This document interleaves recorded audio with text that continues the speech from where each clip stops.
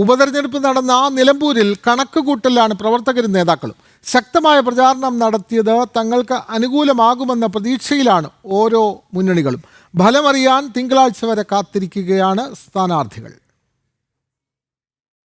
മികച്ച പോളിംഗ് രേഖപ്പെടുത്തിയതോടെ വലിയ പ്രതീക്ഷയിലാണ് നിലമ്പൂരിൽ പ്രധാന മുന്നണികൾ.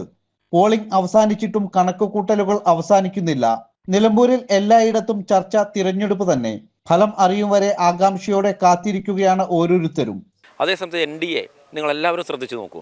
ഒരു തരത്തിലുള്ള വർഗീയ പ്രചാരണങ്ങളിലേക്കോ വർഗീയമായ കാര്യങ്ങളിലേക്കോ സംസാരിക്കാനോ പ്രചരണം നടത്താനോ പോലും ഞങ്ങളാരും പോയിട്ടില്ല.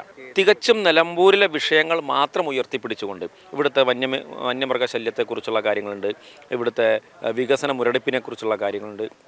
ഇത്തരത്തിലുള്ള ജനകീയ വിഷയങ്ങൾ ഉയർത്തിപ്പിടിച്ചുകൊണ്ടാണ് ഞങ്ങൾ ഈ തെരഞ്ഞെടുപ്പിനെ നേരിട്ടത്. അതുതന്നെയാണ് ഞങ്ങൾക്ക് ഏറ്റവും വലിയ ആത്മവിശ്വാസവും. ഇവിടെ നിലമ്പൂരിൽ ഇപ്പോൾ MLA 2 വട്ടം MLA ആയി ഇവിടെ അൻവർ. ഞങ്ങളൊരു മാറ്റം കൊണ്ടുവന്നതാണ്.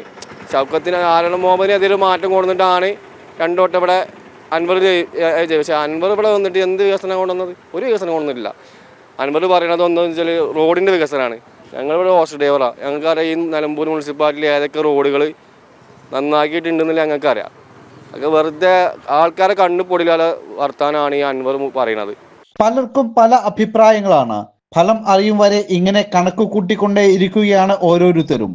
ആകാംക്ഷ അവസാനിക്കുന്നില്ല. നിലമ്പൂരിൽ പലരുടെയും കണക്കുകൾ പലതാണ്. ആരുടെ കണക്ക് കൂട്ടലാണ് പിഴയ്ക്കുക എന്നറിയാൻ ഇനി കാത്തിരിപ്പ് ഒരു ദിവസം മാത്രം.